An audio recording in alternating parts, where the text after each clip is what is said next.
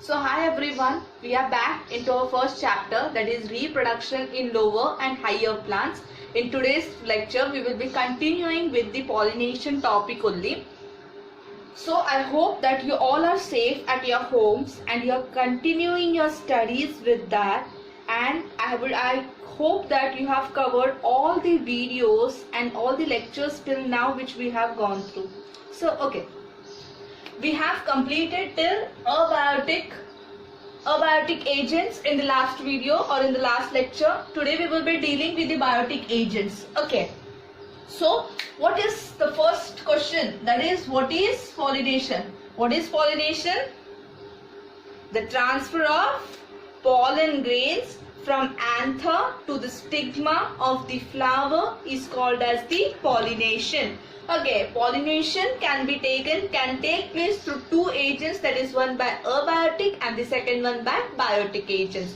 About the abiotic we have learned in the last lecture.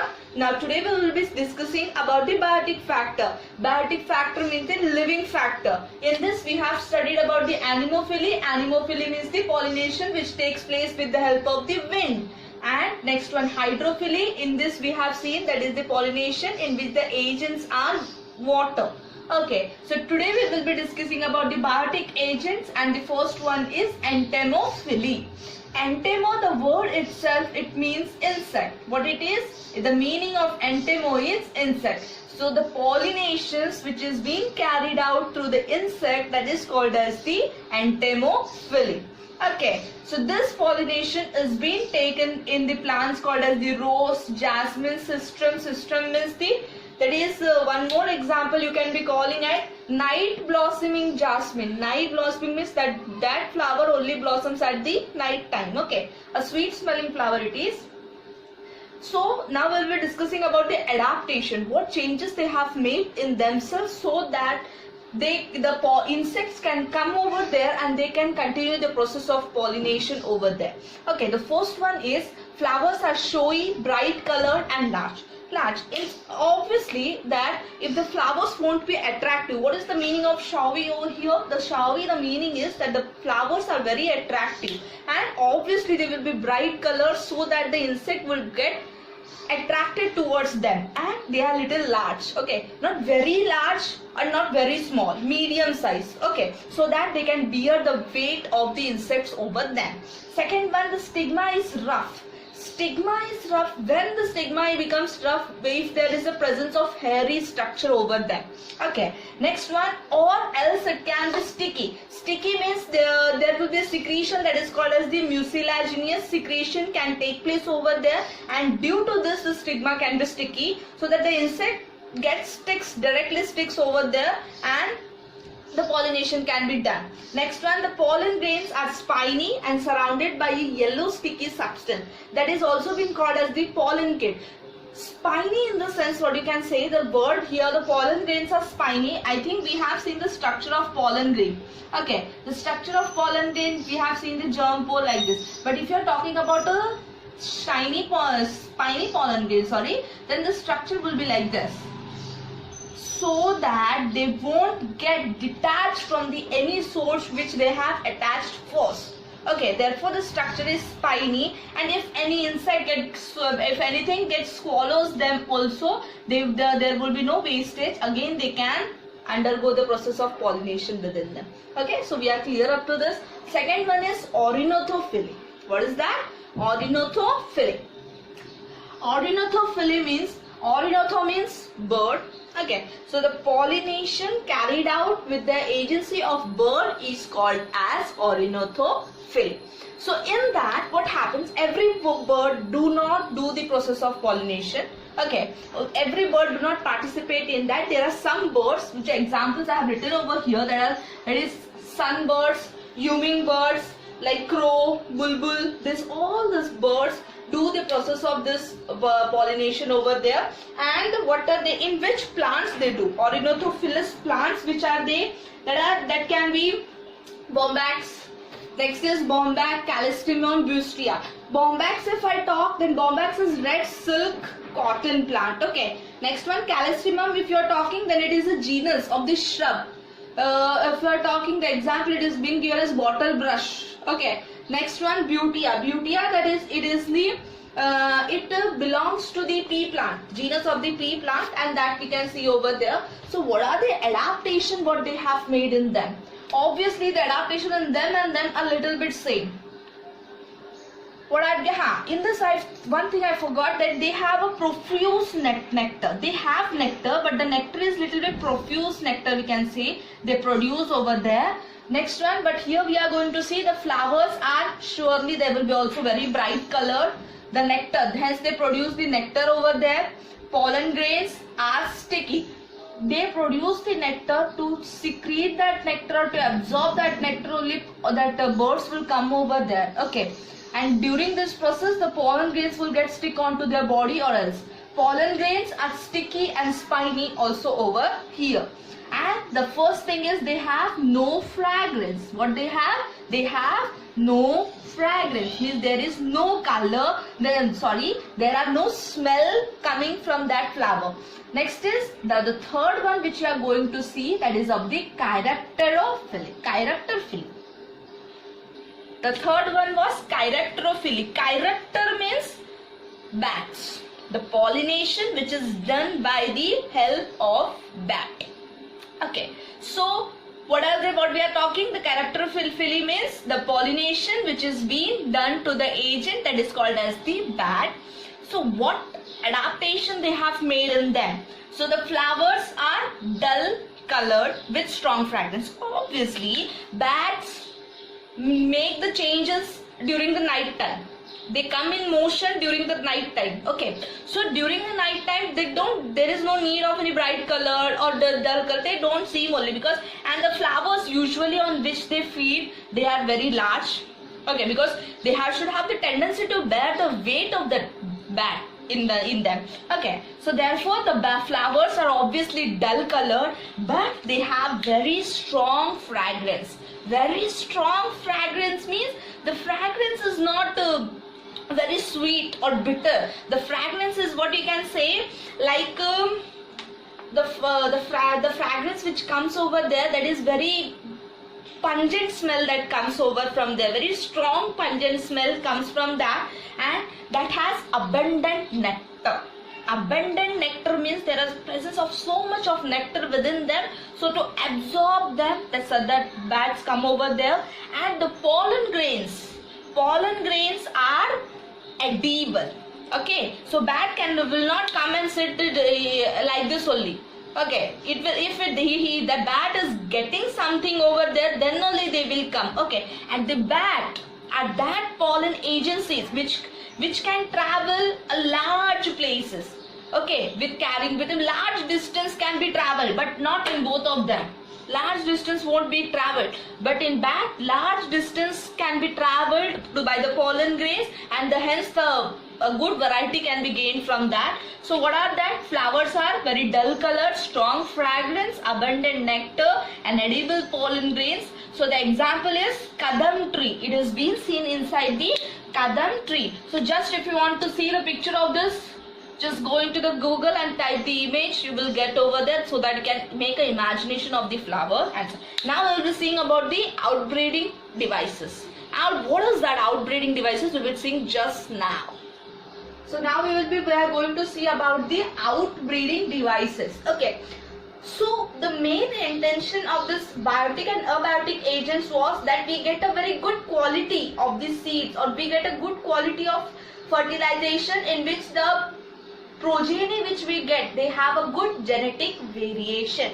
Okay, so in this, so some pollination can take, somewhere pollination can take place with the help of birds, insects, bats, or else anything else. But so plants develop a special character within themselves, that is called as the outbreeding devices. So if the pollination cannot take place, if the self-pollination is the only option present in them, so how they can manage for the cross-pollination? So this all things we are going to study just now. Okay, so what the intention is that some plants discourage or prevent the self-pollination. So in order to promote the cross-pollination or to increase the genetic character within a plant, that and So what happens when the genetic character is been enhanced? The genetic diversity get enhanced over there, and the genetic enhancement of genetic diversity is very important for the evolution. So in order to encourage the cross pollination, the examples of the outbreeding devices, so this all things which you are going to see over here, this all are the devices, outbreeding devices, which are required to avoid the self-pollination. So first thing which is which we will be studying about is that is called as the dioecium. What is that? Dioecium. Dioecium means the plant either bears a male or a female flower. What is dioecium? The dioecium is that the plant bears either a male or the female flower within that. Okay. Some plants can be monoecious also, that is unisexual, only one character, that is for example is maize. Next is some plants are, so what happens in that, in monoecious when they are unisexual, self-pollination is not easily possible over there because either they have a male character only or female only. Understood? If both they are present over there, so self-pollination has no chance over there. Means obviously there will be a cross-pollination. Next one what we are going to see, that is in dioecium the example will be mulberry, papaya, etc. Now we are going to see the first one, that is called as the dichogamy. What is that? Dichogamy. Dichogamy means the anther, the plant would have developed such a device, that is the anther and stigma will mature at different times.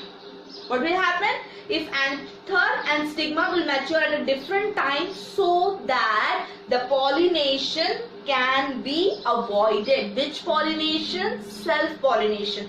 Because in self-pollination we get weak progenies over there. Okay, and we get a repeated progeny. If we are getting a repeated progeny, there will be a inbreeding depression which will be created, and that seeds which will be coming, that will be very easily susceptible to any diseases. Okay, so what we have seen, that is in bisexuals also, where we were in the dichogamy, that is in the bisexual flowers it takes place, that is the anther and stigma, what device they have discovered there, that is the anther and the stigma will mature at the different time so that the self-pollination can be prevented. See, if the anther is what we can say, that has matured, then obviously it will release the pollen grain and it will try to burst out the pollen grain at any way. Okay, so that stigma is not mature, so that pollen grain won't get stick over that stigma. You are trying to understand. Okay, in that manner. Next one, in this dichogamy, we are going to see two things, that is protogyny and protandry. Now, what is the different thing, that is protogyny? Protogyny means the gynoecium inside that matures earlier than the androecium. Anther is the male part and stigma is the female part, that is very clear. Same is the gynoecium is with the female part and androecium is the male part. So protogyny means the gynoecium matures very earlier than the androecium. In protandry what happens? Protandry, that is androecium, matures earlier than the gynoecium. Very simple it is. Okay, in dichogamy which we have seen, male part and female part develop, mature themselves at different time. That is two parts we have seen. Protogyny, when we will call protogyny, gynoecium matures earlier than the androecium. Protandry means androecium matures earlier than the gynoecium. Next is preptoncy. Preptoncy if you are talking, then what happens? That is very simple, it is pollen grain of some other flower germinate rapidly than the pollen grain of the same flower. Means that the pollen grain is of the some other different flower that gets easily germinated and it undergoes the process of fertilization very easily. But of the pollen grain of the same flower won't go that germination process that easily. Clear? That is called as preptoncy. Now the next one we are going to see about, that is called as the heterostyly. What is that? Heterostyly. So what happens in this? In some type of flower, anther and stigma are at the different levels. What they are say? They are present at the different levels so to prevent the self-pollination. So what happens over there now? Heterostyle is also being called as heteromorphic. What it is being called? Heteromorphic. So in heteromorphic flowers, the pollen grains produced at the anther only pollinate when they come at the same level. They have the only chances to get pollination, germination, that pollination that can take place only when they come at the same level. If they don't come at the same level, then there will be a chance of the large cross pollination. Next is hericogamy. That is, hericogamy means it is a mechanical device which is being present between the anther and the stigma to avoid the self-pollination. Clear? Next one, the last topic is cell compactability, that is self-sterility. Sterility, the word, if it comes, you know what is that. Okay, means it will be stopped at one instant. So it is a genetic mechanism. It has not been created with someone else or something else. It is a genetic mechanism due to which germination is prohibited. The example you can take as the tobacco plant.